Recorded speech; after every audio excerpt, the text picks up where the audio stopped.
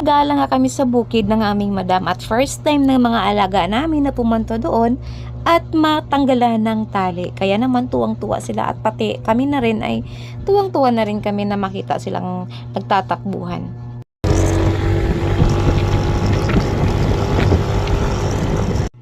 Kapag first time ka nga pumunta dito ay masasabi mo talagang malayo, pero pag inulit-ulit-ulit mo na pero kapag inulit-ulit mo nang pumunta doon ay madali na lamang.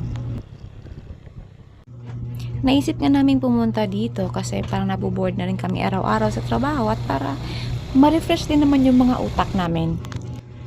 Itong lugar na binabaybay namin bago ka makadating dun sa farm ito ay ang Lampagang.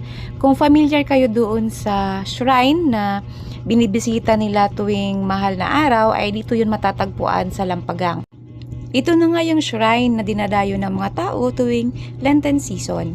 Marami pong pumupunta dito, mga taga-ibang lugar, at nagmumuni-muni dito sa shrine na ito.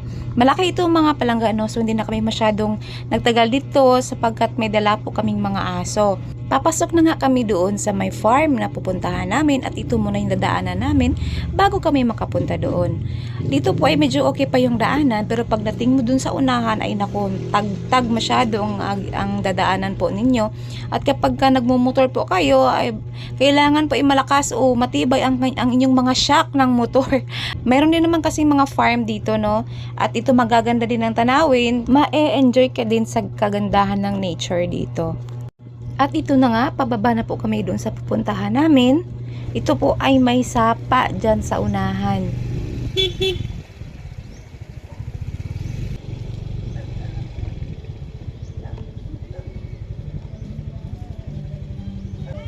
Hi! Dali di! Piang! Bye boy! Pa! Nawala tagiya ba? Amin gusto ko ba nang mabuyan kung ido ko?